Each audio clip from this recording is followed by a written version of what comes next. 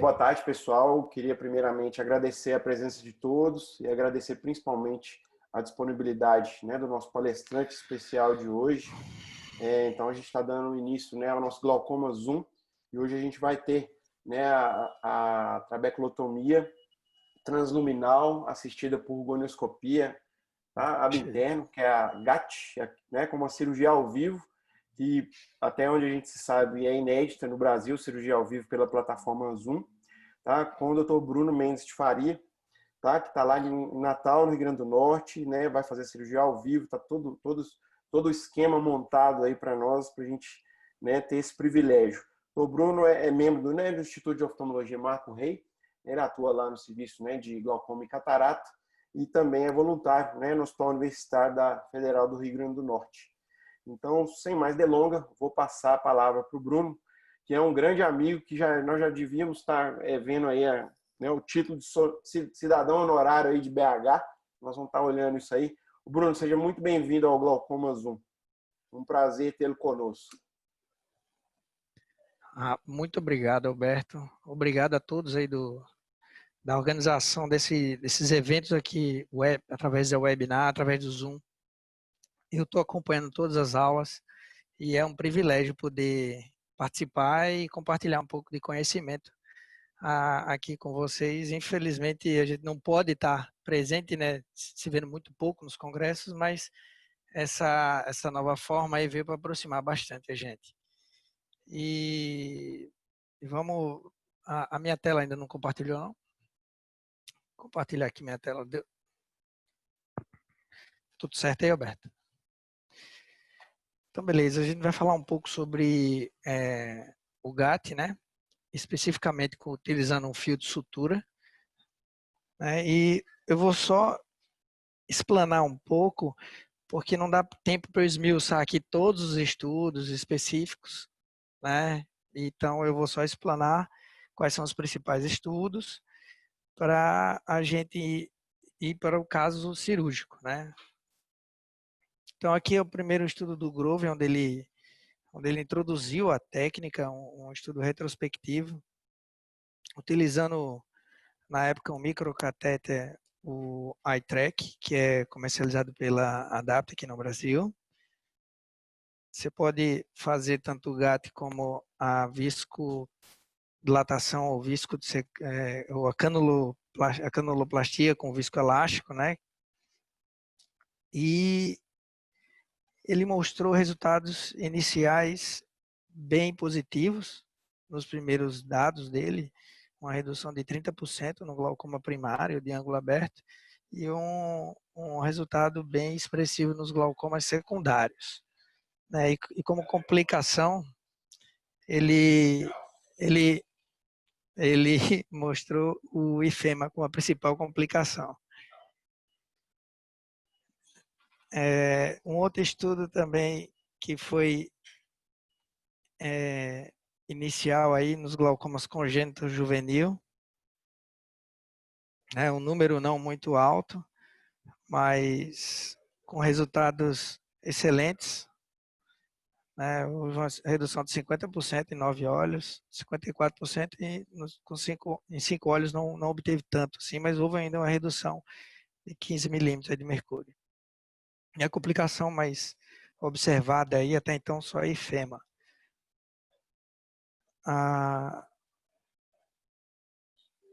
Em 2016 foi quando ele introduziu o fio, utilizando aí o fio para realizar o GAT. O Grove utilizou vários fios, né, e hoje, atualmente, ele usa o ProLens 5.0. E isso deixa a técnica bem mais acessível, né? Bem mais barata e acessível.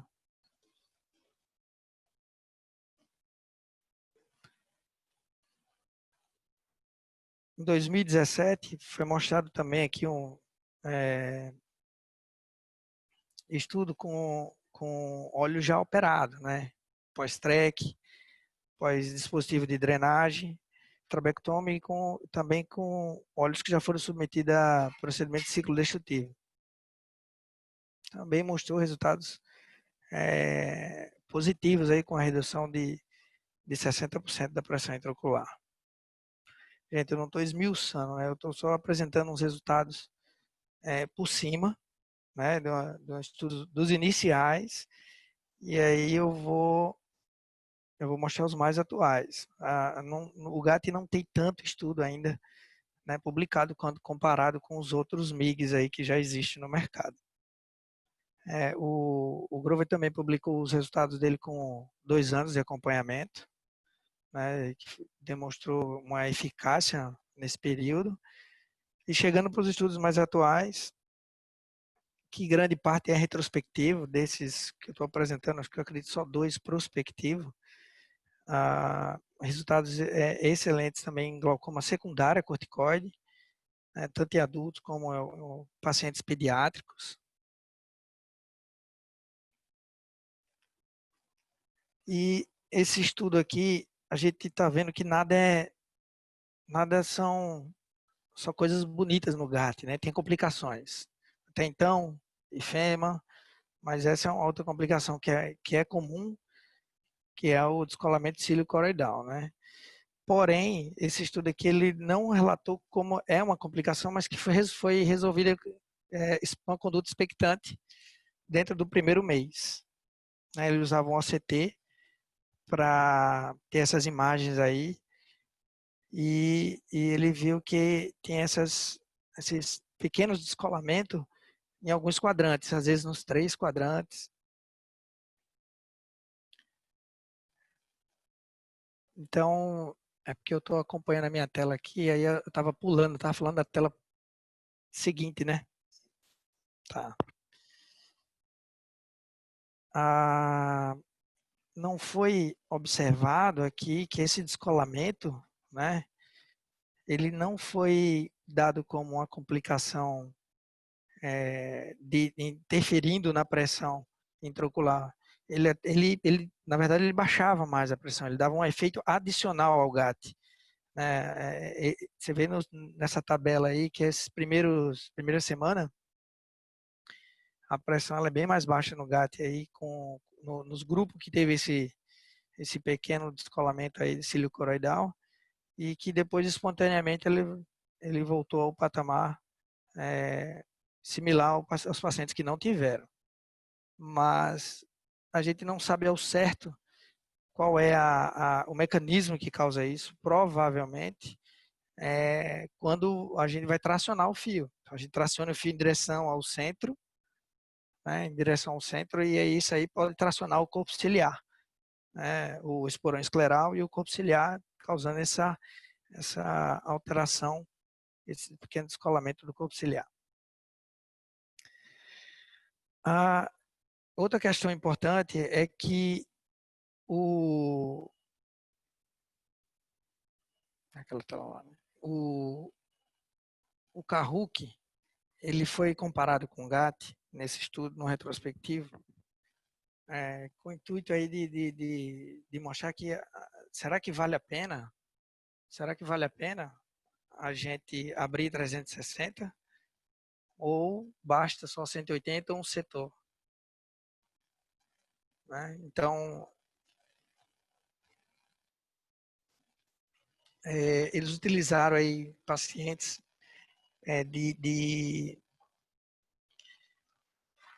maioria com a severidade maior, a gente consegue ver aí no grupo. Agora a diferença de grupos, né, 27 no grupo do GAT e 74 no grupo do Karouk,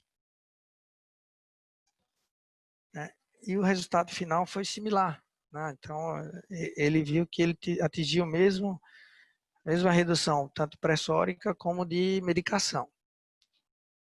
A gente pode questionar algumas coisas, até a parte de interesse de conflito, né? Mas acredito que o MGAT, né, que se fosse o caso de não abrir 360, seria um MGAT, ele é uma excelente ideia, diminui chance de maiores ifema, ao mesmo tempo de maior trauma intraocular. O tempo de cirurgia vai reduzir um pouco mais, mas a princípio eu acho que é muito cedo cientificamente falar qual que é, se 180 ele é suficiente para atingir um resultado que a gente quer do que 360. A gente provavelmente vai ter mais estudos aí para mostrar isso para a gente. Um outro estudo também que veio recentemente foi comparando, foi o GAT em pacientes já operados, com trabeculectomia, né, e ele separou em 2 subgrupos aí de pacientes com glaucoma primário, de ângulo aberto, e pseudodisfoliação. Ele observou que esses pacientes, o grupo que teve GAT pós-TREC com pseudodisfoliação, ele teve um poder maior de redução da PIA, mas isso já estava até esperado, que a patologia do pseudodisfoliação é mais direto ali na malha trabecular, né, onde a gente remove durante o GAT. Quando você compara isolado os 2 grupos, ele observa que teve sucesso nos 2, mas que atingiu maiores reduções de pressão foram o grupo do pseudodisfoliação. Como complicação, eles relataram ifema, e que é o que é mais comum de um paciente ter uma iridodiálise, né? Que pode ter sido semelhante àquele caso de tracionar e de causar iridodiálise durante o procedimento cirúrgico. Essa impregnação de hemácias ou de sangue ali na setinha branca na cápsula posterior, eu nunca observei na minha prática. Então, eu botei essa foto aí do estudo deles, e essa foto com ifema, isso é uma coisa comum no pós-operatório do GAT. Você mesmo deixando ele pressurizado, em alguns casos vai aparecer esse ifema aí. Normalmente esse nível de ifema, com a conduta expectante, o paciente dormindo com a cabeça mais elevada, ele vai sendo absorvido em média de 7 a 10 dias, ou até um mês em alguns casos. Uma outra imagem aqui do estudo uma imagem de OCT, mostrando o canal aberto. A gente não... Então, observa essa imagem, esse é desse estudo, mas se a gente for comparar com a outra, faz sentido, né? O que a outra teve. Então, quando se existe uma resistência da parede do trabeculado maior, ou o médico tracionar tão rápido, aquilo pode desinserir o esporão escleral, anteriorizando aí a íris, né? E causando aquelas fendas lá, como um descolamento ciliocoroidal.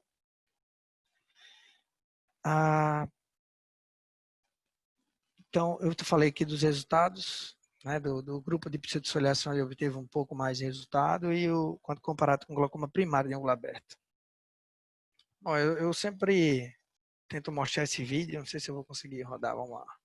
Bom, mas aqui é um vídeo do Alex Wang, né, onde mostra a drenagem do aquoso, e o que vale a pena pensar um pouquinho é que a gente ainda está muito verde o conhecimento da drenagem, né? A gente sabe e espera, e é o que se fala, que na região nasal inferior, onde tem mais chance de estar os vasos coletores, e é onde a gente vai ter o approach dessas cirurgias angulares nessa região. Mas em alguns vídeos do Alex Wang, ele mostrou que não é tão uniforme assim essa drenagem, e ela varia. Ela pode variar, às vezes tem drenagem melhor superior, um pouquinho inferior, ou até temporal, existe drenagem de aquoso. Eu coloquei esses 2 estudos aqui, mais antigos, 2015, só voltando no passado, né? Essa técnica angular ela é muito antiga, né? Então, nos congênitos, isso aqui é um estudo de 2015, onde ele compara aí que é a trabeculotomia 360 graus absterno com a trabeculotomia convencional, mais a TREC, nesse caso. E ele obteve resultados semelhantes, iguais, né, parecidos. Né? Então, e que foi comprovado aqui nesse outro estudo, né, que abrir, no caso do congênito, né, absterno, você conseguir abrir o canal 360 graus, quando você comparado com a trabeculotomia convencional, ela obteve mais resultados que eu digo, atingiram uma pressão aí no estudo, se eu não me engano, em média menor que 12, do que na trabeculotomia convencional. Esse é um paciente que eu fiz um MGAT e realmente a gente consegue observar sim uma drenagem num setor pequeno. Eu procurei nessa aula só mostrar foto, deixei 2 vídeos, que era aquele do Alex Wang e esse agora. Não sei se roda, mas o interessante desse vídeo é que quando a gente vai após o GAT, no caso aqui um MGAT, um setor que eu abri pequeno, chega a ser 90 graus, nem 180, a gente consegue ver o BSS entrando, né, pelo espaço ali subconjuntival, pelas veias episclerais ali e deixando branquinho essa região. Vou passar aqui para a técnica. Obviamente a gente precisa, cada cirurgião aí às vezes tem a sua lente de escolha, né, para realizar a cirurgia angular. Eu gosto muito da lente de Rio, acho que o custo-benefício dela é bom, é uma lente boa, resistente, não é tão pesada. O ideal é você se habituar com essa lente, porque ela vai ser a sua mão esquerda e essa cirurgia ela trabalha com as 2 mãos e com os 2 pés. Ao mesmo tempo, a gente não pode perder tanto tempo. Existem lentes, né, que não precisa inclinar microscópio, como a lente do Ike. Né, a gente consegue ter uma visualização direta aí do trabeculado e acompanhar 360 graus, às vezes, essa progressão do fio.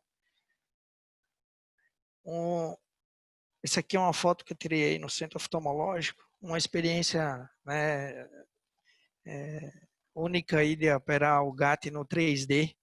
O interessante do 3D, o que ele ajuda no GAT, não digo não é nem a tela, não é nem a tela que está ali, que você está vendo aquela imagem muito grande, mas é a inclinação da ótica aí, que você consegue inclinar à vontade, como você não vai posicionar ela no seu rosto, você está, né, só olhando na tela, então você inclina bastante, então você não precisa inclinar tanto a cabeça do paciente. E a imagem ajuda também, né? Você vê uma imagem de um ângulo bem grande na sua frente. E eu acho que o 3D ele ajuda um pouco nessa cirurgia quando você soma isso. Se adaptar ao 3D no microscópio que não inclina, você não vai ter tanta vantagem de usar o 3D aí, ao meu ver, para a cirurgia angular. Coloquei algumas fotos agora, então nem todo ângulo é assim que você consegue ver os detalhes, que a malha trabecular é pigmentada, que você consegue, né, separar bem as camadas aí do seio camerular. E eu só nomeei aqui cada setor. E aqui em seguida a gente consegue ver que nem todo ângulo realmente é pigmentado. Esse aspecto do ângulo aí, que às vezes você vai ter que, né, você olha às vezes no consultório, você consegue enxergar na agonoscopia, e quando senta aqui no microscópio ele muda um pouquinho, de repente que você fez um bloqueio, o paciente aumentou um pouquinho a pressão e aí colabou um pouquinho mais o canal, mas faz a paracentese, a gente dissegue nem todo canal está cheio de sangue. Então, às vezes a parede, aí o seio camerular ele você não vai conseguir distinguir por cor, né? Você vai ter que ir pela experiência de anatomia mesmo aí. E isso aqui é um ângulo de um congênito, né? Porque é totalmente diferente. Eu aprendi a operar congênito aqui com meu pai e isso me deu uma segurança para continuar, né, e fazer os gatos no congênito quando a gente tem uma transparência mínima aí da córnea. Né? Quando não tem, eu tento fazer o abo externo mesmo e a melhor opção com relação ao abo externo, eu tento usar o catéter. Mas o fio é possível passar, mas é um pouco mais difícil pela atresia, né, do canal que às vezes tem. Uma imagem aqui do aspecto angular após o GAT, né? A gente observa que é defendido a hipótese um MGAT superior, tá? A gente acumula menos pigmento, você vê aí que é muito pigmento no ângulo inferior, então o MGAT, se for por optar por MGAT, eu sempre tento passar para cima, né? quando o paciente não tem TREC, né, obviamente. Mas se for optar por MGAT, eu iria fazer superior, né? E é assim que o pessoal do Canadá faz. Uma coisa que eu não escuto muito falar, e que eu acho que eu já comentei, é sobre aspirar. A gente já procurou deixar metil, bolha, mas para evitar ifema, que é a principal complicação dessa cirurgia, é deixar o olho, no meu ver, hipertônico, né? Então, ao final da cirurgia, é esperar um pouquinho mais. Lavar bem a câmara, hidratar a paracentese. Se não tiver autoselante, você pode dar um pontinho ou fazer um pré-pocket para autoselar a incisão e deixar o olho hipertônico. Deixou muito duro, está com medo, espera um pouquinho, não tira o bléfaro na hora, espera um pouquinho que ela baixa, né? Ou você deprime um pouquinho na paracentese. Mas isso aqui é um primeiro PO de GAT, né? E esse aqui outra imagem. Então começou a aparecer esse primeiro PO para mim depois que eu comecei a deixar o olho hipertônico. Até então deixava bolha, o pessoal falava em encher de metil, e aí eu realmente não vi uma vantagem. Agora deixar o olho hipertônico funciona. E em alguns casos, mesmo deixando hipertônico, acontece isso. Esse nível de fema ainda consegue ser absorvido com 7 dias, aquele com 7 dias. Então, uma conduta expectante. Agora sim, esse nível de fema eu recomendo aspirar, né? Isso é uma paciente que a gente não fez antiemético, eu recomendo fazer antiemético. Logo no intra aqui, operatório, assim que o paciente sair da mesa, e ele evita o paciente, evita enjoo de paciente vomitar. Isso é um paciente que vomitou, já tinha saído daqui no outro dia na clínica que ela veio me falar que ela teve enjoo e teve que, né, fez uma manobra de valsalva e deu esse fenão aí que foi próximo agora da quarentena. Antes eu acabei por acompanhar expectante. Ela passou uns 20 dias para poder chegar nesse nível aqui, que também absorveu, né? Mas eu recomendo naquele nível de fema já entrar de novo no centro cirúrgico, lavar a câmara e deixar o olho hipertônico e esperar um pouquinho. Depois operatório, na medicação, com medicação tópica, só de GAT, o que eu faço de rotina é um antibiótico, né? Um antibiótico, uma associação, perdão, uma associação de antibiótico e corticoide por 7 dias. Então eu tento tirar mais rápido esse corticoide quando é só GAT, para evitar pico. Um anti-inflamatório hormonal, aí eu estendo ele um pouquinho para 30, 35 dias. E a pilocarpina, ela vem sendo muito contraditória, mas eu acho que ainda é bem, ela ajuda bem no pós-operatório, pós-gato, para evitar sinéquia. Então, eu deixo pilocarpina 2 vezes ao dia por 15 dias. Se o paciente não tiver queixa de dor de cabeça, de irritação pela pilocarpina, eu deixo mais 15 dias, uma vez ao dia, e aí eu paro. Sempre deixar medicado, né? Eu sempre deixo uma associação aí de preferência, um timolol com dorzolamida no primeiro mês, e se tiver tudo bem, depois do primeiro mês faz um washout. Mas não impede nada de você deixar a medicação oral, né? Deixar Diamox, tá? Porque não tem fístula, né? Já no Facogat, eu estendo um pouquinho mais o corticoide, né? Desmamando a cada semana até 30 dias. O antibiótico 7 dias e o anti-inflamatório hormonal também por 30 dias. Pilocarpina do mesmo jeito e sempre uma medicação associada. Eu só faço o washout depois de 30 dias, né? Os picos foram observados aí em torno de 20% a 30%. Né? Então, a medicação antileucomatosa no primeiro mês é importante para evitar pico. O caso cirúrgico de hoje que eu separei para a gente fazer, então é de um paciente de 59 anos, tá? Ele está em uso de terapia máxima, né, com a pressão de 30. O olho direito, ele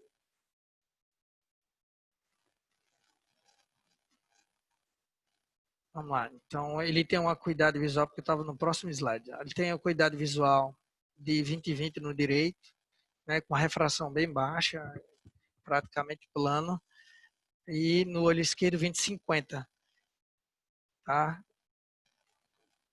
Agora sim, a pressão. Então, ele é do olho direito, ele é fáscico, tem uma trabeculectomia funcionante, né? E no olho esquerdo, ele tem um pterígio recidivado e fáscico. O olho direito ele tem uma pressão de 14 sem medicação, tá? E o olho esquerdo ele está com 30 de pressão com medicação máxima e tópica. Infelizmente é um olho que tem um glaucoma avançado, né? Esse paciente é um paciente nosso da universidade. Com certeza optaram por operar primeiro o olho de melhor prognóstico, que tem há 1 ano essa trabeculectomia, o direito, que está bem, e ele estava na espera de fazer uma nova trabeculectomia no olho esquerdo ou GAT. Ele tem um ângulo bem aberto e uma microscopia especular muito boa. Bom, o caso é esse, e perdão aí, a gente adaptou aqui o centro cirúrgico com 3 computadores e ao mesmo tempo a minha tela que passava lá, ela estava atrás da outra que estava aqui, então eu me confundi um pouquinho na tela, mas eu acho que eu consegui passar a mensagem um pouquinho para vocês do GAT. Tem gente aqui perguntando que não tem acesso a Prolene no serviço, se você já utilizou com outro fio, sem ser Prolene. Olha, Difícil, né? o Grover, eu nunca utilizei outro fio, tá? Eu só utilizei o Prolene. Mas o Grover já utilizou o nylon, né? O nylon 6-0, 5-0, 4-0. O problema do nylon é que aquele cogumelo, aquela bolinha traumática que a gente faz na ponta, ela não fica tão bem formada. Ela dá mais trabalho para você formar essa bolinha aí, tá traumática, mas dá para fazer com o nylon. Tá. Tem muita gente perguntando assim, esses pacientes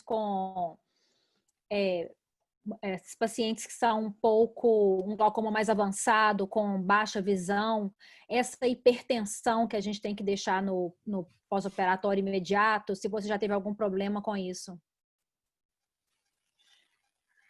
Então, esses pacientes que têm baixa de visão, normalmente eu deixo ele medicado oral com Diamox o primeiro mês, se for necessário, e só paro um análogo da prostaglandina. Né? Às vezes eu paro só por 1 semana, se for o caso, eu deixo ele bem medicado. Então, esse paciente que não pode de jeito nenhum ter nenhum pico, o interessante dessa cirurgia é que você pode deixar medicado, né? Obviamente, você Você vai não tira operar nada esse paciente. pós-operatório, né? Imediato. Esse paciente de hoje, você pode, eu fiz um manitol ali, então a gente opera com um grau de segurança alto para não ter pressão positiva no intra e evitar pico. Eu vou deixar medicado. Depois de 1 mês é que eu faço o washout. Se a gente conseguir, né, reduzir a pressão.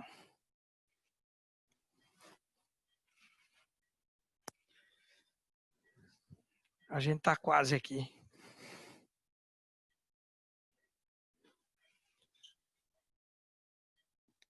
E aí, Clarice, mais dúvida aí, Clarice? Tem mais alguma coisa que mandaram para você aí? Ou... Tem coisa que você já respondeu aqui. Peraí que eu vou conferir aqui em cima. O pessoal ainda está insistindo na pilocarpina, sabe, o Bruno? Aqui tem uma pergunta se ela não teria... A pilocarpina não teria uma ação mecânica favorável no pós-operatório do GAT? Acho que você já respondeu, né? Que tem, né? Que pode ter uma interação aí com as drogas, né? Eu acho o seguinte, eu já peguei alguns pacientes que vieram de procedimento minimamente invasivo, parecido com a GAT, e que vieram assim com com complicações justamente de sinéquias, assim, bem na área ali da incisão do trabeculado, tudo sinequiado. Então, induzia um glaucoma de ângulo fechado e pressões elevadíssimas, tal. Tivemos que fazer realmente até tubo em alguns casos assim. Você não acha que realmente a pilocarpina, uma vez que você faz a incisão do trabeculado todo, você tem, se o teu sistema ele realmente está funcionando, ele acaba, em alguns pacientes que têm uma insinuação da região posterior da íris, ele acaba puxando a íris. A gente vê isso nos assistentes. Às vezes a gente tem que entrar com pilocarpina, em alguns casos da assistente, porque o assistente está puxando. E aí a íris se insinua ali naquela região ali do lombo do assistente. E eu vi em alguns casos assim de Karuke também. Você não acha que deveria realmente manter a pilocarpina, mesmo em casos bons, mesmo em casos assim, sem enfema, pelo menos aí, como você falou, uma vez ao dia, aí, por um bom tempo, até você ter o equilíbrio pressórico? Olha, Emílio, como eu te falei, eu deixo ali normalmente 15 dias, 15 dias 2 vezes e 15 dias uma vez. Quando eu vejo que a gente faz uma agonoscopia e não viu sinéquia, não tem inflamação, é onde eu paro. Aí vai soltando, A entendi. Eu tive um paciente que um ou outro eu estendi um pouco, 2, 3 meses, mas um paciente que hoje ela ainda usa, ela operei ela o ano passado. Ela usa 2 gotinhas de pilocarpina, ou é uma, não me recordo agora, mas ela usa ainda. Eu não consegui parar. E a pressão dela vai assim para 30 e rápido, né? Ela já tinha uma sinéquia, essa paciente. Ela fizeram uma Entendi. track nela, fizeram uma track e ela tinha aquele cristalino um pouco intumescente. E aí eu fiz uma faco, tirei as sinéquias, ganhei aí 50%, não fiz o GAT logo nela. E eu vi que não resolveu só fazer a faco e tirar as sinéquias, porque eu tirei sinéquias de um setor lá de 180 e voltou uma parte. Foi aonde eu fiz o GAT e removi a sinéquia de novo. Então é um olho que, se tirar a pilocarpina, vai sinequear tudo. E ela tem um campo bom até, essa paciente. Mas quando essa Mas paciente, eu tiro, entrando nesse caso eu seu, não se deixo. você, quando ela voltou para você com a pressão mais elevada, já pós-GAT, na agonoscopia você vê a insinuação da íris no lume da incisão? Desculpa, Emílio, repete para mim, por favor. Quando essa paciente chega para você, que você falou que ela chegou com pressões mais altas já pós-GAT, por isso que você mantém a pilocarpina. Você, quando ela chegou nessa situação de pressão mais elevada, você chegou a observar na agonoscopia alguma insinuação da íris no lume, na região da incisão ali do trabeculado? Sim, era ali que estava sinequeado, na minha região ali da onde eu fiz a goniotomia inicial. Ô, Bruno. Estou colocando o campo aqui, e aí eu estava Não, tentando pode ficar pedir para o tranquilo. paciente olhar. Vai ter mais uma pergunta aí, Clarice. Fala aí. Tem várias. Agora começou a aparecer. Tem gente perguntando se você já viu alguma incidência de glaucoma maligno no pós-GAT. O Glaucoma maligno. Dr. Flávio Marigo está querendo saber se, dentre as complicações do procedimento, qual que é a incidência de ciclodiálise acidental e de hipotonia crônica persistente? Pensa nas duas. Clarice, só um instante. Chama o anestesista. Só um pouquinho. Tudo certo aqui, Clarice? Só um pouquinho que eu vou falar com o paciente, Clarice. Você vai repetir essa pergunta para mim, tudo bem? Tá, fique à vontade. Só um pouquinho.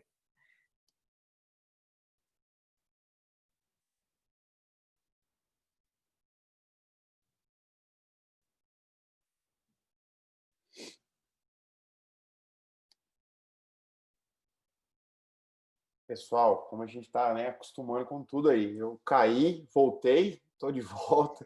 O Bruno está aí fazendo o negócio ao vivo. Eu realmente não tenho conhecimento, né, de nada pelo Zoom ao vivo. E aí a gente vai lá no Faustão, né? Eu não sei, a gente tá ficando velho. Tem gente aí que às vezes nem conhece o Faustão, como ele era, né? Mas quem sabe faz ao vivo, não é isso? É isso mesmo. Aqui, mas uma coisa que é muito importante que nós todos aqui falamos para os nossos fellows e residentes, gente, é respeito pelo paciente, né? Então, você viu, Bruno, ó, espera, eu vou conversar com o meu paciente aqui, já volto. Isso a gente, independente de tudo, a gente não pode tratar o paciente como olho, né? Então, antes de começar a cirurgia, a gente tem que conversar com ele. Terminou a cirurgia, está com residente, qualquer pessoa está aflito para comentar como que foi. A primeira coisa é conversar com o seu paciente. Né? Foi tudo bem? Como é que foi? Libera o paciente, depois discute com o residente. Agora, eu acho que vale a pena a gente deixar ele concentrar e podem mandar as perguntas e depois a gente volta, tá? A gente não tem pressa aqui para terminar a reunião. Eu estou anotando tudo e depois a gente volta com as perguntas. A gente só fez uma breve discussão porque o Bruno estava escovando, né? Ele não está em campo ainda, tá? Então, o pessoal é falando que, né, que é realmente para depois, mas ele não estava operando. Agora que ele estava escovando, dava até para ouvir o barulho ali, né? Agora que ele vai começar, e a gente deixa ele concentrado, naturalmente, e aí voltamos para a discussão, né? Aqui eu coloco a lidocaína, né, em gel. E aqui a gente prepara o fio antes.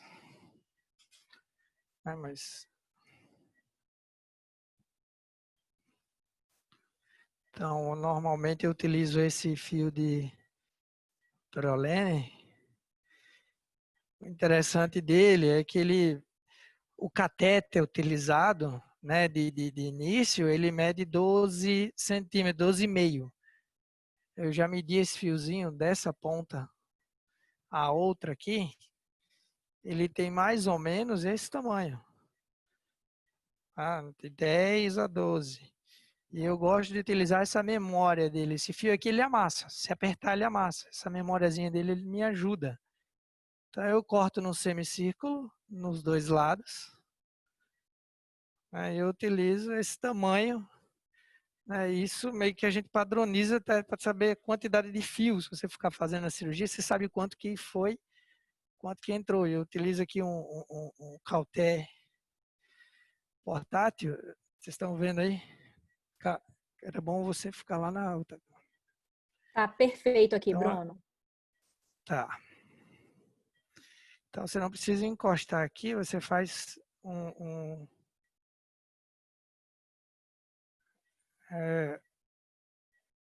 pequeno abaulamento mesmo. Ela não pode ser nem tão fina, nem tão, né, nem não tão grande, senão ela vai ter dificuldade. Você pode fazer dos dois lados, escolher a melhor que ficou.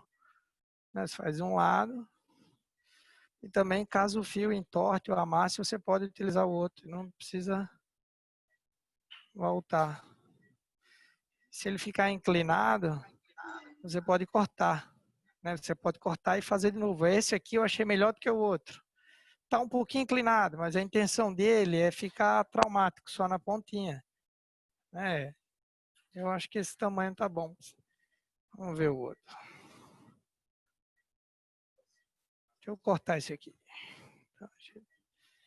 Então, se não ficou bom, você corta essa pontinha e faz outro.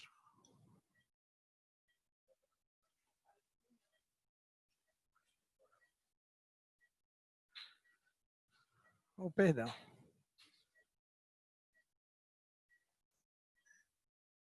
Aqui já ficou grande demais. Vamos utilizar essa outra aqui. Essa aqui é o ideal. Aquela lá ficou um pouquinho grande. Então, mas também daria para utilizar.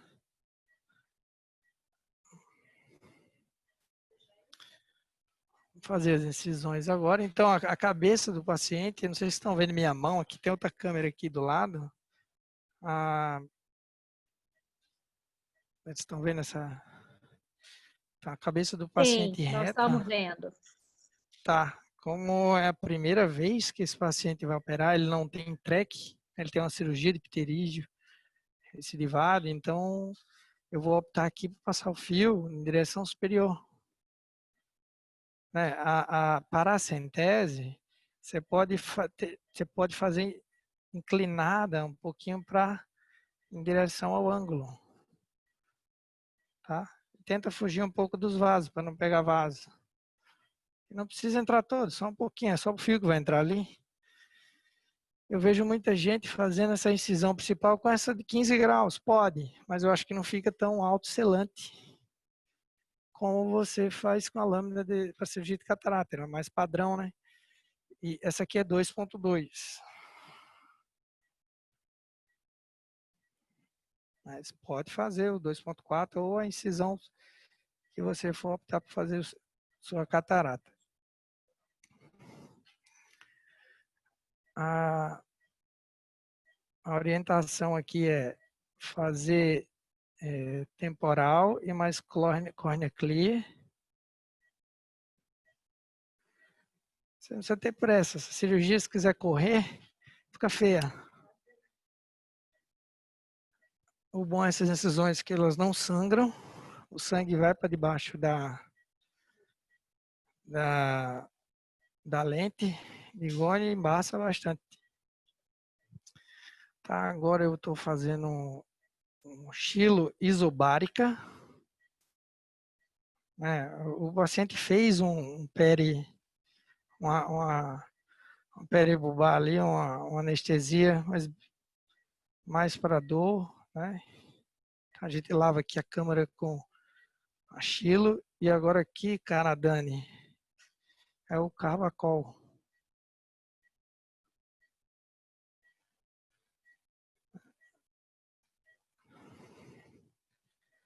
Nada impede de usar metilcelulose, mas eu gosto muito do Viscoat. Eu tinha comentado isso pela transparência, facilidade de remover e manter a câmara. Ele mantém a câmera melhor para mim no intraoperatório, eu não ter que ficar repondo várias vezes.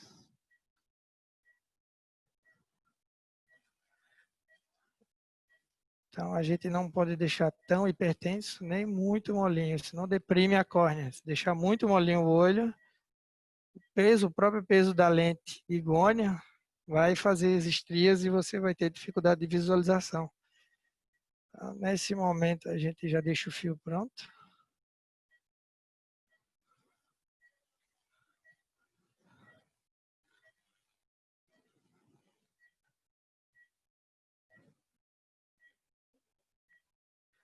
Eu vou fazer de novo esse fio aqui.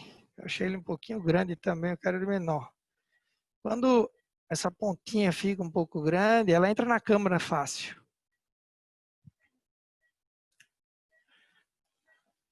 Dê uma pinça aí. Cotonete. Não, só uma pinça para tirar isso daqui. Cautela.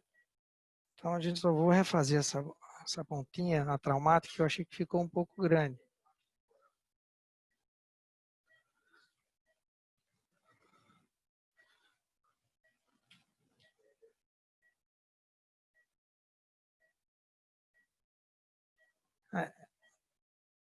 Um pouquinho menor. Pinça.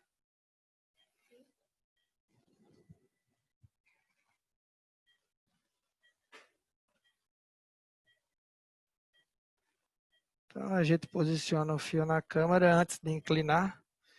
Eu gosto de deixar ele nessa posição.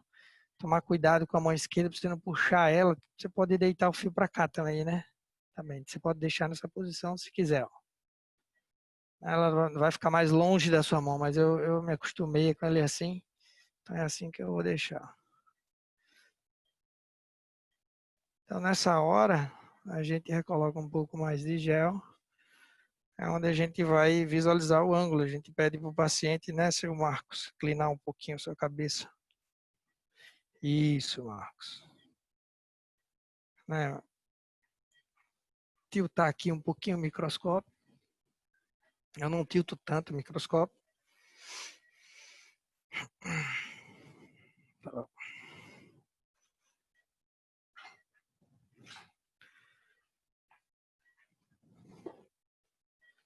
E a gente vai visualizar, antes de operar, visualizar o ângulo. Né? Se você quiser economizar tempo, você sobe um pouquinho o microscópio para achar melhor ali, antes de fazer o zoom. É só...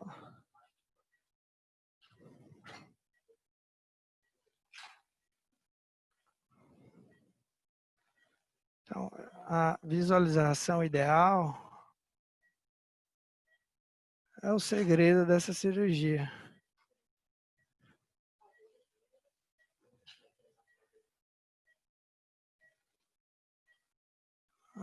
Isso, a agulha.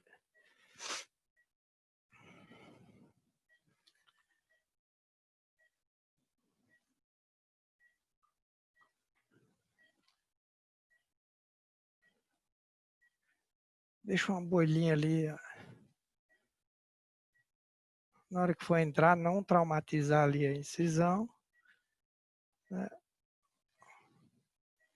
Um leve toque.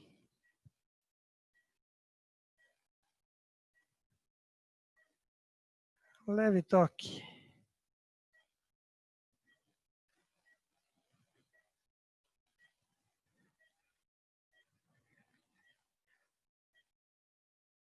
No trabeculado anterior ou não pigmentado. Já. Você pode fazer a viscodilatação local. Eu procuro fazer não muito grande.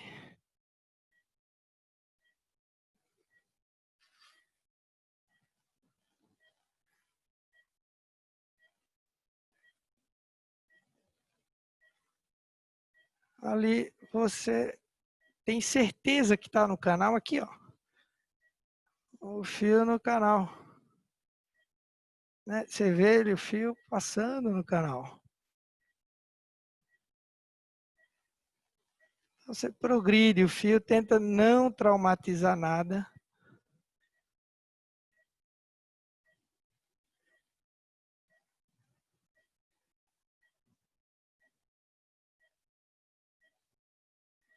Quando a gente sente essa resistência que ele está chegando a 180 mais ou menos.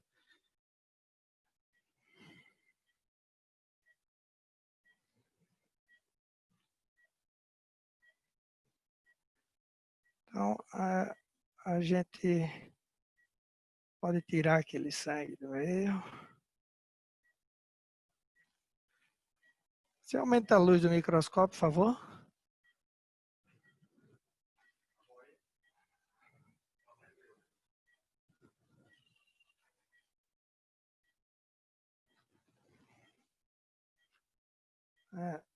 A progressão do fio, ela é lenta mesmo. Por que você não faz MGAT, doutor Bruno?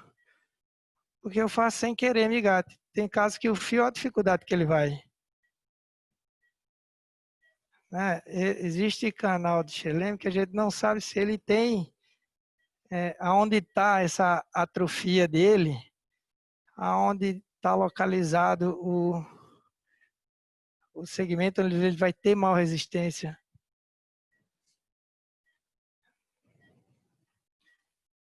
Então, a gente tem que ter paciência aqui e ir aos poucos.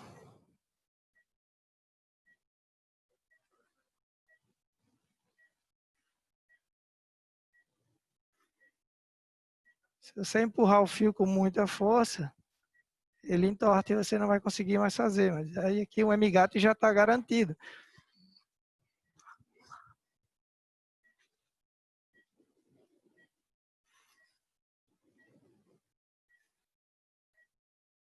Então você coloca aqui.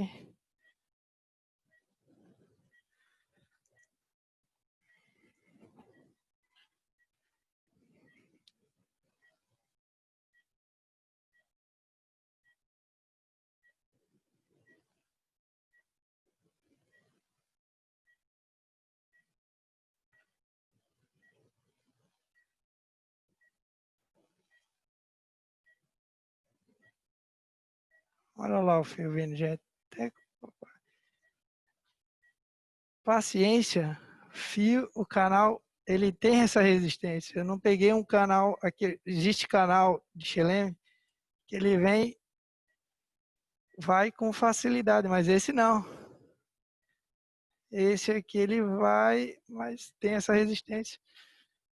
Me dá o...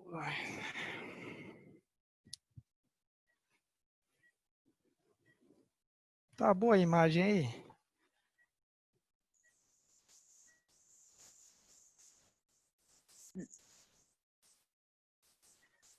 Nesse exato momento ela deu uma travada, mas tá boa. Com resistência. Ó, pontinha rebate por cima.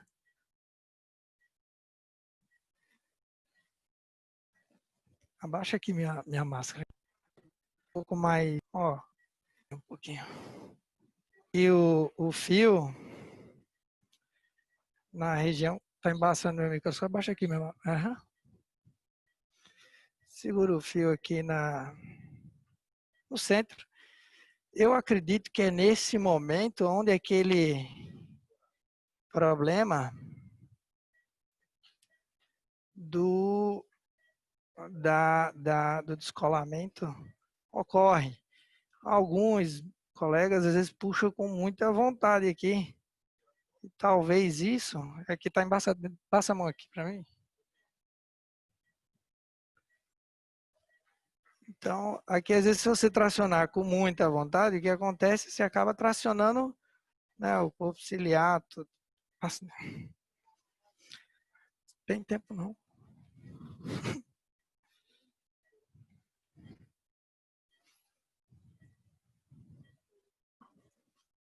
Não, piorou aqui. Dedo.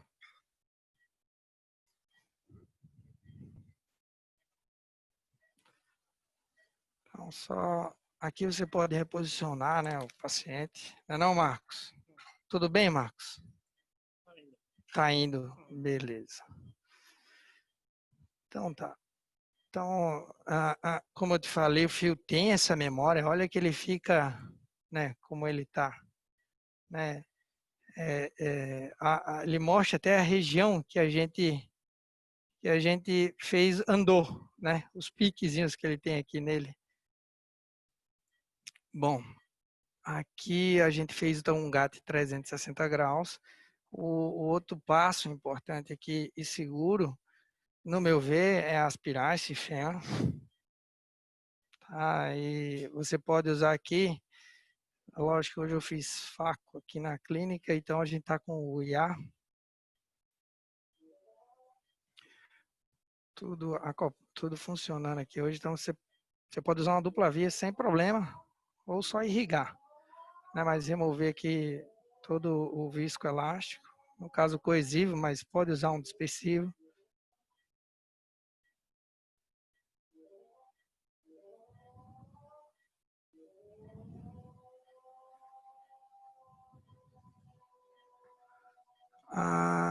Com a mão esquerda,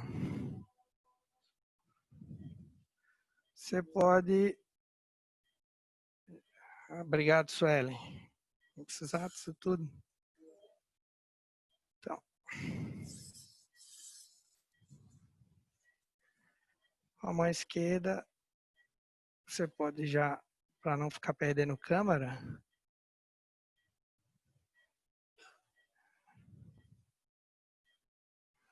já hidratar aqui um pouquinho pela paracentese.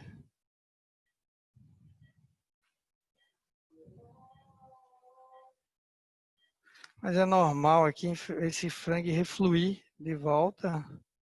E é nessa hora que eu acho interessante deixar o olho duro.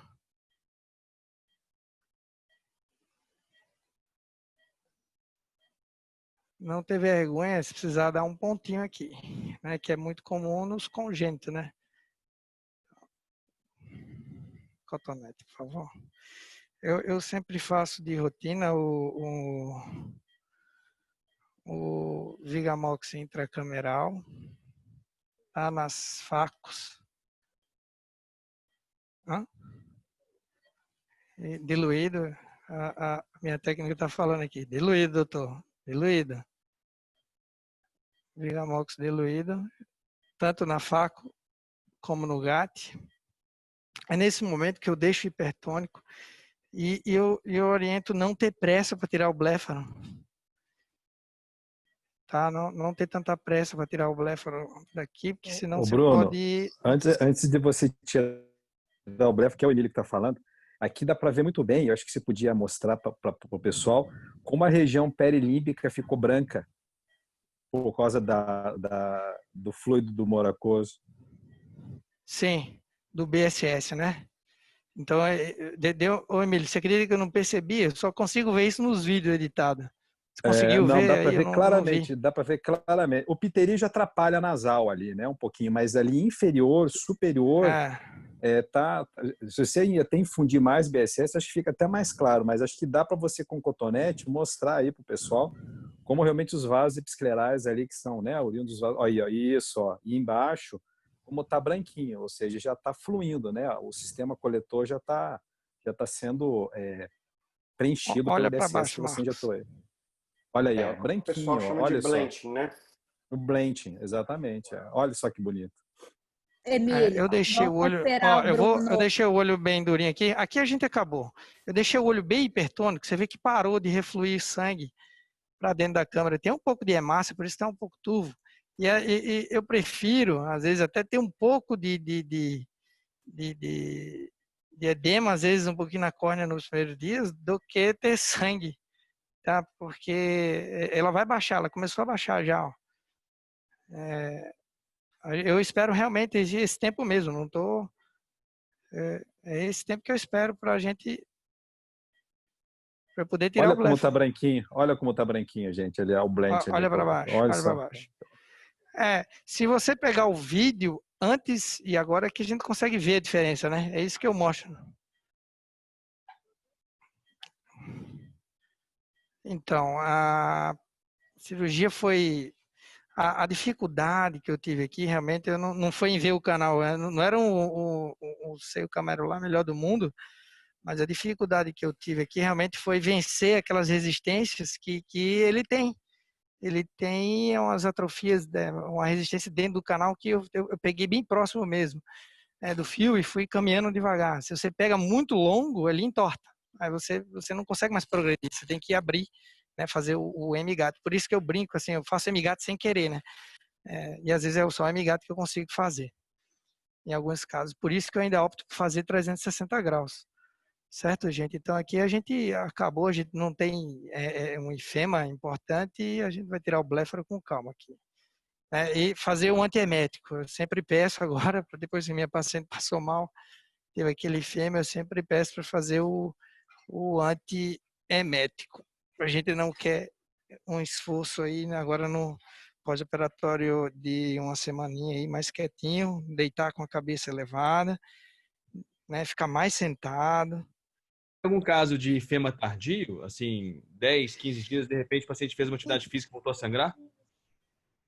Então, Canadani, eu vejo isso muito nos congressos, né? O pessoal fala, não faço gato, e o pessoal que eu falo, os professores aí nossos, às vezes de fora, não faço gato porque é um paciente meio jovem, tá, ele faz academia e com 6 meses ele sangrou o olho. Eu nunca tive. Eu já vi fema assim do ressangrar dentro do primeiro mês, né? Mas depois que cicatriza ali, eu nunca vi ressangrar. Tá? Eu não tenho essa casuística nem essa experiência para te falar pessoal.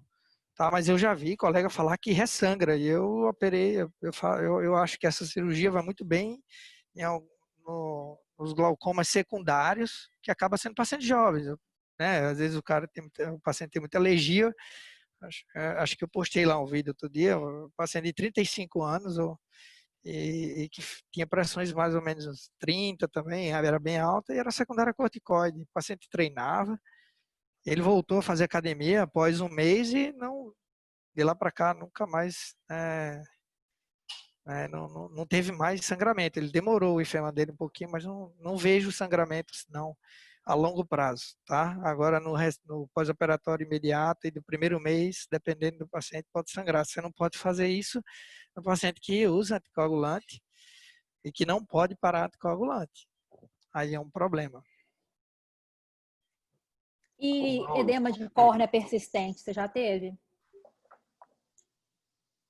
Então, eu costumo fazer uma microscopia especular nos pacientes antes e após, pelo menos com um mês, e eu fujo daqueles olhos que tem a córnea que não é muito boa, mas eu nunca tive edema persistente não de córnea também.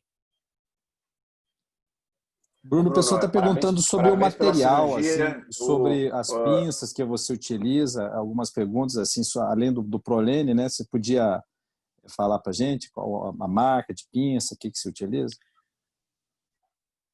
Olha, a pinça, eu recomendo a pinça 23 Gauge, tá? Se puder, que seja serrilhada, mas também funciona com aquela pinça de retina que é reta. Eu estava operando outro dia, a minha técnica me deu a pinça, ela não chegou, que é os dentinhos, ela confundiu com serrilhado com o dente. Ela me deu a pinça de um retinólogo, colega meu, e eu fiz a cirurgia numa boa. Mas o problema é que a pinça sem ser serrilhada, se fosse num caso como esse, eu não ia ter aquele atrito de você pegar e empurrar um pouquinho. Ela fica deslizando, sabe, no fio, você não progride. Então, pinça eu recomendo, aqui no Brasil você vai achar da Rumex, 23 graus de serrilhada. Você vai, a gente desenhou aí uma pinça junto com a Odus, mas eu não tenho nenhum interesse de conflito. Eles só me pediram para ajustar a pinça dele. Na verdade, já existia a pinça da Odus e a gente fez uns ajustes. Então, eu não tenho nenhum interesse comercial. E eles falaram: dá um nome, doutor Bruno. A gente está tentando criar um nome aqui para essa pinça, que ela já é vendida pela Odus, é só você pedir lá, não, a pinça que o doutor Bruno usa para gato.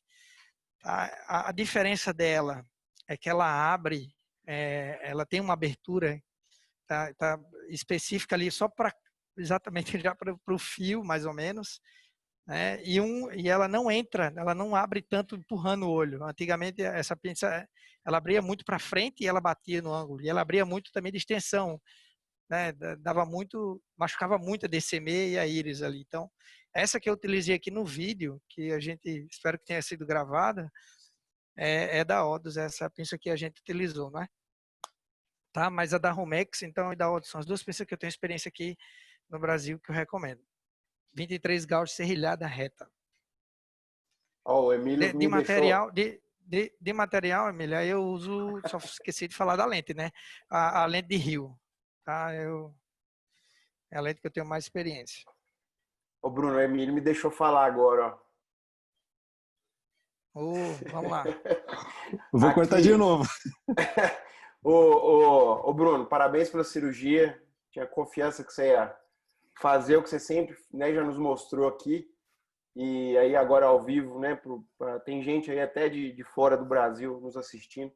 A minha pergunta é o seguinte: eu queria que você lembrasse, claro, mas compartilhe um pouco dos dados, né, do artigo que você submeteu, para a gente ter uma noção mais ou menos, sem ser né, porque às vezes você fala, esse caso, posta lá no grupo, esse caso ficou bom, esse caso ficou bom, mas você deve ter um trabalho submetido aí, queria que você falasse um pouco da eficácia, só para os meninos entenderem realmente o potencial, né, que o GAT tem. Entendeu? Que às vezes o pessoal duvida que realmente tem um efeito hipotensor tão grande. Eu queria que você falasse um pouquinho aí pra gente. O efeito hipotensor, a gente ainda está, né, galgando aí para ter essa certeza, mas a gente não tem como comparar essa cirurgia com a cirurgia fistulizante, né? Eu costumo escutar a baixa quanto, a gente não tem esse valor baixa quanto. Às vezes se opera um paciente de 20, né, milímetros de mercúrio e a pressão vai para 12. E você opera outro paciente de 20 e vai para 8. Então, eu acho que tudo depende também do olho em si, da pressão episcleral. Acho que tudo isso envolve isso. Mas ela realmente, o gato surpreende. Vamos ver como vai estar esse paciente. Mas eu já tive paciente com pressões de 30, né, que foi para níveis aí de 11, 10 ou até 8. Então, surpreende um pouco a gente. Tá? Com relação ao estudo nosso, retrospectivo, vai ter pacientes aí da minha curva de aprendizado, né? Onde eu tive mais até dificuldade na técnica e pegou uns pacientes que eu já estava melhorando na técnica. Então, o meu resultado com o GAT eu acho surpreendente, tá bom? A cirurgia, ela não veio para substituir outra, eu acho um outro erro. Eu acho que a gente escolher o paciente ideal é importante para essa cirurgia, para a gente dar essa opção para ele. mas sempre lembrar que o glaucoma a gente tem que estar de olho e ter a carta na manga para a segunda cirurgia, caso precise, ou segundo tratamento que seja clínico, né? E o erro é pensar que vai substituir outra, de forma alguma. Acho que essa cirurgia não veio para ficar na frente da track. Aí eu acho que tem cirurgiões aqui no Brasil, né, que faz track magnificamente bem, que não tem às vezes a necessidade nem de fazer um GAT desse, tá? Mas com relação ao o meu estudo, é um retrospectivo que tem um N aí de mais ou menos, acho que 72 olhos, e a gente teve um resultado positivo. A gente observou que abrir 360 graus, ele tem uma vantagem maior do que abrir 90 ou abrir 180 graus. Né? Abrir 270 graus, ele tem uma vantagem maior que abrir menos. Entendeu? Isso foi um dos pontos chaves aí do nosso estudo e que ainda faz eu acreditar que 360 graus é um pouquinho mais, a longo prazo, é um pouquinho mais satisfatório para o paciente, para a gente não perder esse acesso, porque isso é uma vez na vida, né? Essa cirurgia, você não vai, eu acho que não vale a pena intervir de novo, né? Não funcionou mais aí, a gente vai para outra via. Aí, cheio de gente perguntando aqui, qual é o candidato ideal para o GAT? Jesus. Olha, o Ângulo GAT, aberto. obviamente, ângulo aberto, o paciente que não usa anticoagulante, né, o que se usa, que pode parar, né, se você tiver numa região aqui, eu não tenho tanto paciente, né, com pseudosfoliação, não sei, dependendo da região que eu moro. No sul talvez tenha mais descendentes, né, de europeu, e esse tipo de olho aí, que o defeito, que o problema maior ali é no depósito da malha trabecular. Eu acho que esses pacientes eles respondem melhor e é mais seguro realizar o GAT, tá? Do que no simples do ângulo aberto, obviamente, mas e o secundário corticoide, ele realmente funciona muito bem para secundário corticoide. Existe já estudo que mostra que o corticoide ele inibe a produção ali da prostaglandina e que a gente produz, né? As células do trabeculado ele produz a prostaglandina em dose baixa e o corticoide inibe isso e daí que pode também, por isso que pode causar pico, né? É uma das hipóteses que possa causar pico.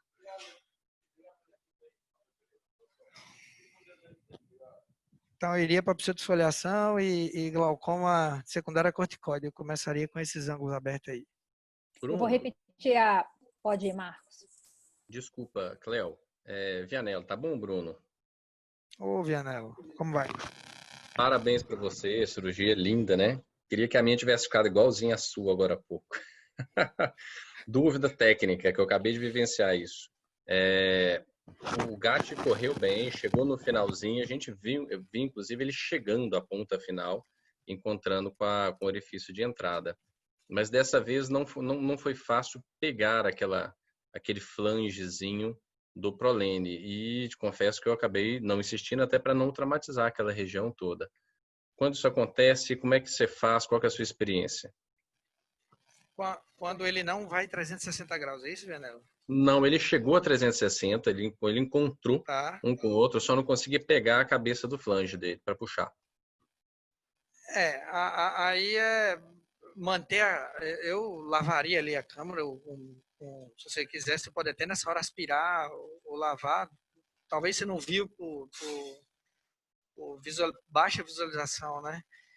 Repor o metil, limpar a câmara, reposicionar ali o paciente, já que ele está lá, então é só não ter pressa. Eu ajeitava ali a câmera, limpava a câmera, dilatava aquela região, dilatou lá, por cima do fio, rebate com a pinça fechada, abre só a pontinha da pinça e pega. Mas, no teu caso, eu acho que você conseguiu abrir, né? Aquele flangezinho, aquele cogumelozinho que forma, normalmente ele, quando você traciona pela paracentese, ele prende ali e ele consegue abrir um setor grande. Você conseguiu abrir?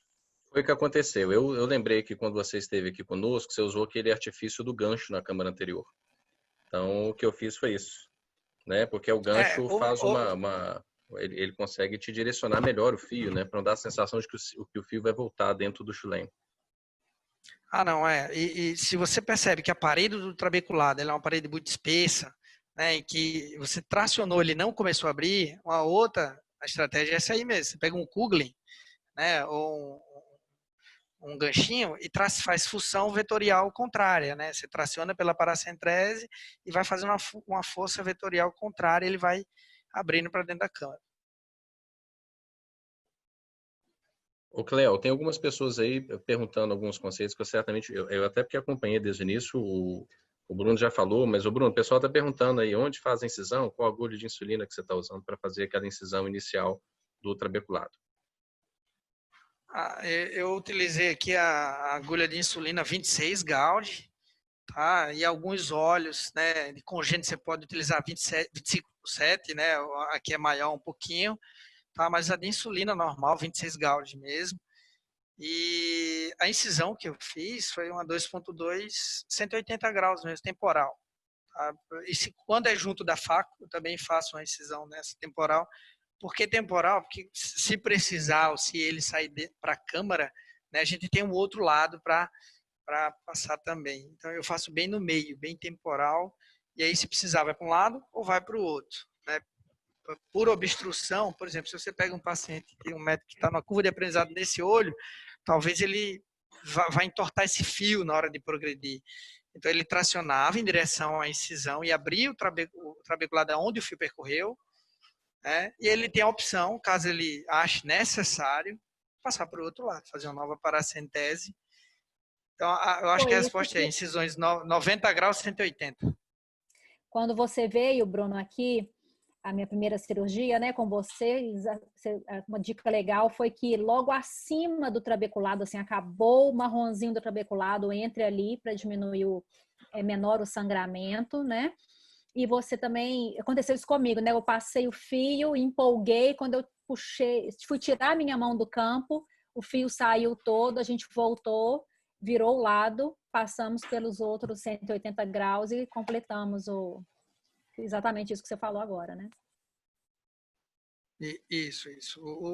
A goniotomia, né? Eu sempre tento pecar um pouco mais para cima, né? Tudo mais ali próximo do esporão sangra muito. Ali a cirurgia fica feia, suja, muito sangue. Então, sempre um pouquinho mais acima, ou seja, vai no trabeculado ali não pigmentado mesmo. E a orientação não é, né, fazer incisão. Pensa em tocar, porque o zoom é alto, então você toca. Tocou, milímetros, 1, 2 para o lado e rebate para baixo. Né? E faz a viscodilatação como eu fiz ali facilita para você encaixar o fio naquela região que você está vendo do canal, aquela viscodilatação. Nesse ponto a gente pode relaxar, né? Foi nessa hora que você puxou o fio. Você colocou o fio, tudo certinho, aí progrediu o fio, sendo que você saiu do microscópio, você só moveu junto. Né? Acho que pelo gel ali, ele grudou na sua luva e acabou saindo.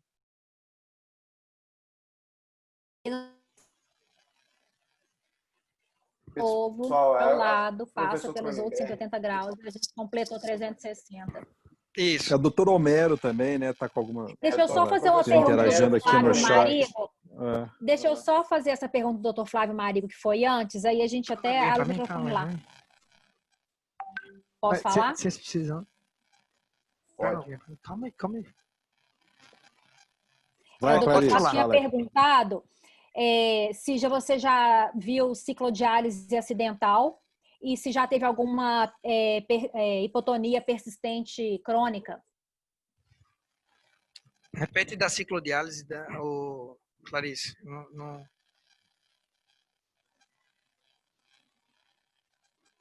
A pergunta da ciclodiálise. Você quer que repete? Isso, por favor. Ele perguntou se você já teve alguma ciclodiálise acidental e se já teve hipotonia crônica persistente. Tá. Eu tive um paciente que, na minha curva de aprendizado, que eu acho que cometi um erro e fiz uma goniotomia bem próximo do esporão. O fio ali, ele pode ir facilmente para o espaço supracoroidal, certo? Então, nesse dia, nesse caso, eu tive uma ciclodiálise, mas eu parei a cirurgia. Eu não consegui enxergar, mas cheguei a progredir, né, um quadrante. Mas parei a cirurgia porque eu não tinha certeza que estava no canal. Fiz uma TREC e a pressão baixou bastante. Eu converti para uma TREC. E no ultrassom é que eu vi essa ciclodiálise local que resolveu espontaneamente aí com o anti-inflamatório do próprio TREC, né, que eu tive que usar corticoide. Ela melhorou, mas dava para ver bem claro, dava para ver até no ultrassom uma condensação na região que eu tinha feito a goniotomia e tentei progredir o fio. E eu não documentei com o OCT nem com o BM, mas com o OCT, né? Mas no ultrassom a gente conseguiu ver uma região ali e na gonoscopia também. Mas não evoluiu com hipotonia.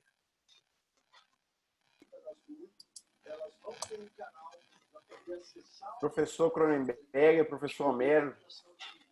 Então, eu queria saber do... Ô, Bruno, parabéns, viu? Uma cirurgia belíssima. Tá me ouvindo? Estou ouvindo, obrigado, Homero. Obrigado, Cronenberg. Tudo bem, né? Eu queria saber se você já tem alguma experiência com essa cirurgia em crianças ou em glaucoma congênito, particularmente. Porque é muito raro, né? Glaucoma congênito, não sei qual que é a frequência aí, mas eu gostaria de saber. Ou não, você só faz em adulto? Sim, não, faço em congênito também. Quando a córnea ainda está transparente, né? Quando a gente tem ali um possível meio transparente, eu gosto muito de realizar o gato no congênito. Parece que o canal é todo grande, né? Então, ele não tem, eu não percebo tanta resistência como nesse caso nos congênitos, ele passa mais fácil, né? Apesar de passar um comprimento maior de fio. Mas sim, a cirurgia que eu opto aqui no congênito, com córnea transparente, é o GAT. E quando não consigo ter transparência, eu tento passar o fio ab-externo. E se o paciente tem condições de arcar aí com o iTrack, o microcatéter é uma boa ideia para passar ab-externo. Você consegue ver ali o trânsito, né, a fibra óptica caminhando ali no limbo, né, e o fio você não consegue por ab-externo, né? Mas o GAT é a minha cirurgia de escolha. Para fazer ab-externo com fio é muito difícil, né? Tem que ser ab-interno mesmo. Obrigado, viu? Um abraço. Abraço, professor. O professor Homero está aí? Cadê o Homero? Tudo deletado. Aí, ó. Ô, Homero, você falou lá que os MIGs estavam caindo, né? Você falou, ó os MIGs caindo. Tá caindo os MIGs. Essa é um MIGs, ou é uma cirurgia minimamente invasiva, né? Vamos lá. Que eu acho que vai ser difícil derrubar. Eu queria obrigado. Eu queria me ouvir. Meu vídeo voltou ou não? Voltou. Que bom, Clarice. Deixa eu te falar. Não é isso, não. O Cronenberg me deu agora o que se chama de spoiler. Quando o cara atravessa o que você queria ter de intervenção. Mas eu estou brincando. A verdade o racional da cirurgia do GAT. Você está ouvindo, o Bruno? Tudo bem? Estou ouvindo. Tudo bom. O racional do GAT é justamente o trabeculado, onde está a resistência, todo aquele racional, que é a cirurgia do glaucoma congênito na sua essência.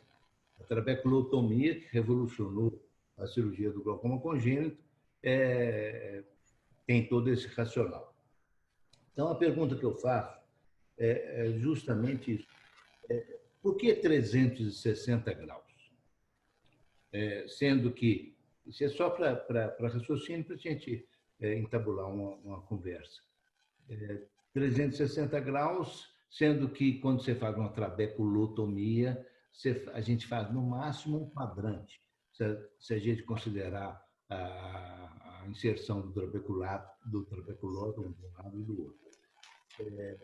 Então, eu não sei, é só uma pergunta que eu faço. Será que precisa mesmo de 360 graus? Será que 180 não está legal? E a outra ideia é mais ou menos isso. Um pouquinho da história da cirurgia trabeculares é que a trabeculotomia no glaucoma do adulto tem uma história. Eu tenho alguma culpa nisso, Clarice? Não, eu acho que é o microfone do Bruno que está dando um chiado.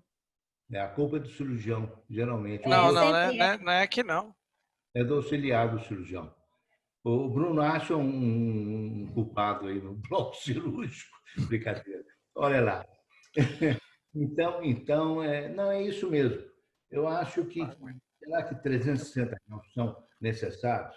E o que me incomoda um pouquinho é que a história da trabeculotomia no glaucoma adulto tem uma história de não muito feliz, vamos dizer assim, de sucesso. Tá? Isso é só um contraponto.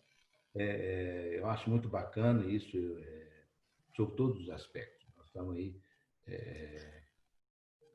Eu gostaria de ter um volume, vamos dizer assim, cirúrgico, e estar ligado até algumas atividades para ter um volume cirúrgico para eu me inserir nessas novas técnicas. A gente, quando não tem um volume cirúrgico grande, a gente não pode estar ficando testando isso dentro de um critério de programas, né?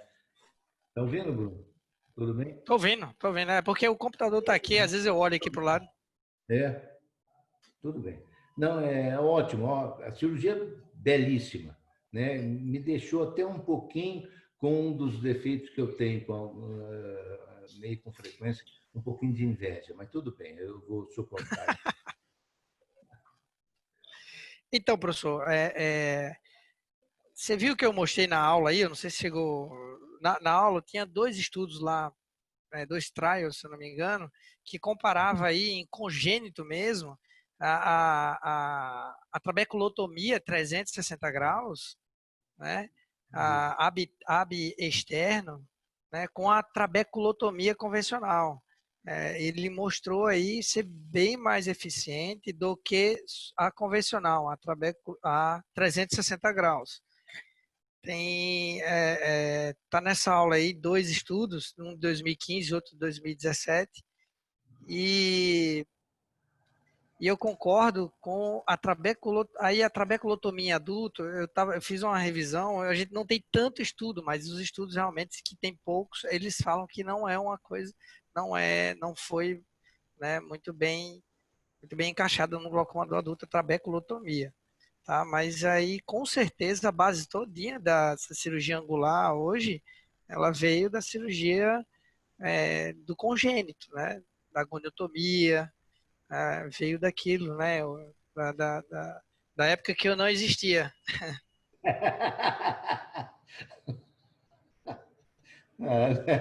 Sorte sua, muito bom.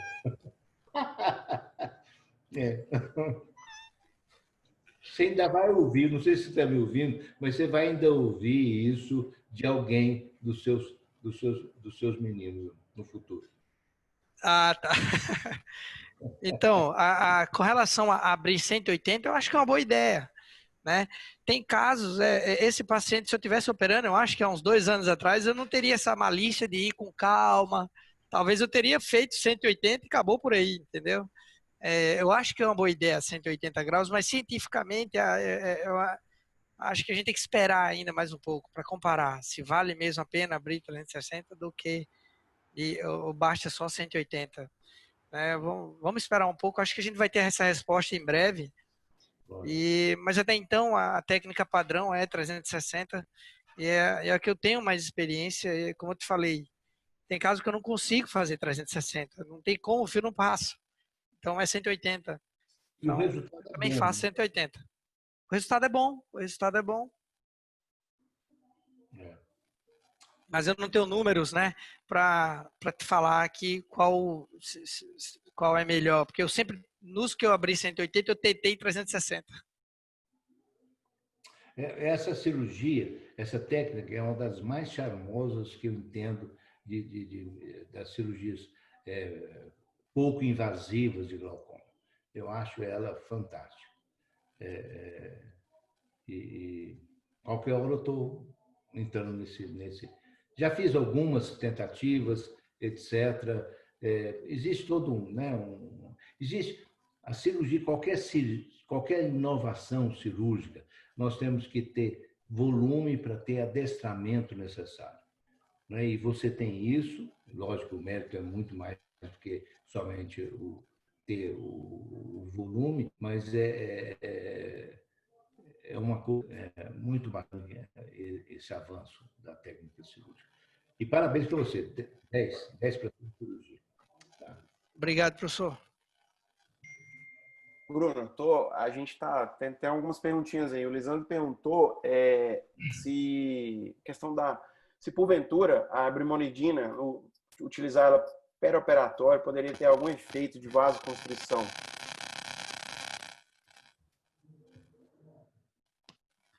Olha, mas isso aí para evitar ifema, eu acho que não acho que isso aí seria relevante. Não acho que seria relevante para ter feito. Talvez, tem pacientes meio que usam, às vezes optam por uma associação que tem a brimonidina no pós. Eu tenho mantido, às vezes, no pós, quando o paciente já vem usando, entendeu? Eu não troco pela associação da dorzolamida com timolol. Mas eu não tenho como responder qual dessas aí influencia na parte vascular. Provavelmente a brimonidina, sim, né?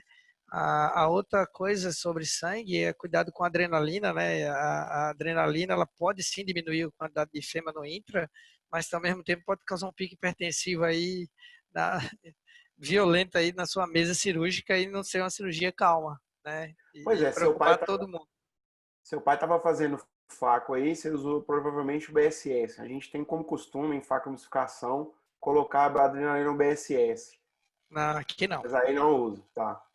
E a Samantha está perguntando uma coisa, não sei nem se o Marcos ainda está aí, mas acho que sim, que é a questão da dúvida exatamente do código de cobrança.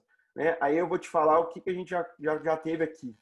Aquela paciente, né, que a gente fez, o convênio cobriu, certo? Eles questionam porque realmente a trabeculotomia, se o auditor for atrás, ela é pouco realizada, é realizada mais em criança, entendeu? E aí um convênio ou outro ele vai liberar. A gente, igual eu falo, liberou para um, eu acho que aí fica mais fácil. E o Marcos perguntou a respeito do código pelo SUS.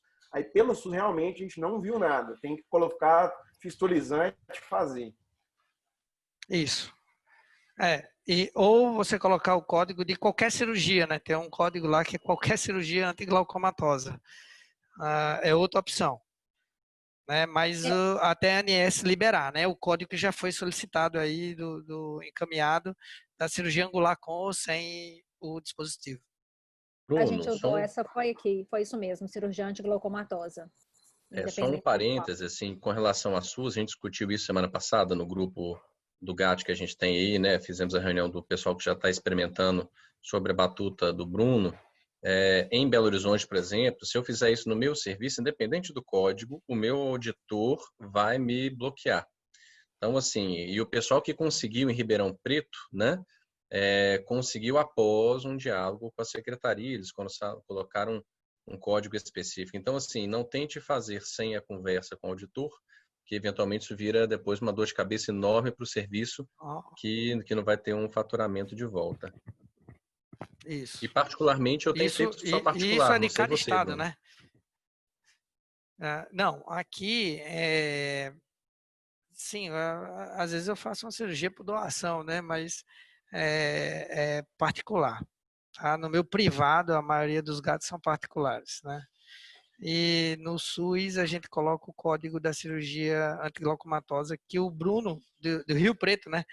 O Bruno Teno Braga sugeriu em conversa com o pessoal lá do estado de São Paulo, que seria uma cirurgia no congênito, tá? que tinha uma idade, engraçada é a idade, que varia de 0 a 110 anos. 130. Glaucoma congênito, que varia, Isso. pode ser em qualquer pessoa, pode ser congênito no adulto. Esse é o código de sugestão dele, desde que converse com o auditor antes. Pois é, Marcos, os convênios, os convênios autorizam, né? Trabeculotomia. Ixi. Fala, Alberto. Se você colocar só fistulizante, como se fosse uma TREC. O nosso auditor anulou todas as cirurgias feitas de KDB ou de GAT, todas foram glosadas, não autorizou nenhuma delas. Mas entendeu? Qual o argumento dele? Porque querendo ou não, a cirurgia não tem código previsto e você, então, a princípio, não está autorizado a fazer. Na verdade, existe uma certa inflexibilidade do meu auditor, né? Eu enfrento talvez esse problema. Tomara que ninguém mais enfrente. Isso é muito local, gente. Isso é muito local. Acho que já deram a ideia aí, né? Acho que não discutindo isso não vai muito para frente. O Bruno, eu tenho só para finalizar aqui, para a gente não ficar muito tempo. A literatura fala assim, talvez o GAT é um dos poucos MIGs que tem muito resultado positivo em pós-uveíte, né? E como você mencionou várias vezes, em glaucoma corticogênico. E o ano passado eu conversei com uma médica da Cleveland Eye Clinic, a Karen Lauder, e ela só faz uveíte. E ela falou assim que realmente os casos, como após o uveíte anterior, dos jovens, o GAT foi assim, é a melhor cirurgia, na opinião dela. Bem especificamente falando nesse bastante ensaios, séries de casos em uveíte, jovem e no corticogênico. Isso, a minha experiência também em GAT, em grande parte corticogênico, são pacientes que tratam de uveíte, né? Ou que tiveram aquelas crises de uveíte e que só melhoravam com o uso crônico de corticoide, e aí desenvolveram o glaucoma. E esses pacientes jovens que eu tive experiência que tem uveíte, né, de repetição e que desenvolveram o glaucoma secundário corticoide, eles ficaram muito bem com o GAT até o momento.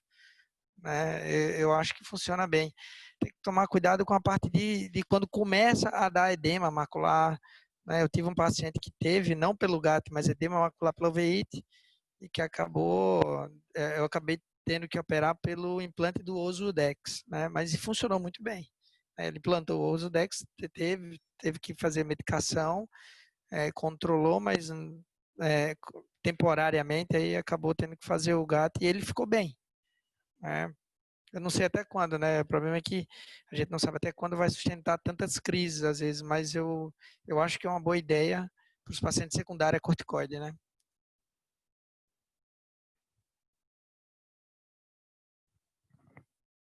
Bruno, você tem que liberar o centro cirúrgico aí às 18 horas, né? O pessoal está me matando aqui já. Pois é. Pessoal, vocês podem mandar mais perguntas, a gente manda para o e-mail do Bruno. A gente pode colocar depois, ou então o Bruno volta para fazer outra e só tirar dúvidas. Mas eu queria muito te agradecer. Foi sensacional. Muito obrigada pela disponibilidade.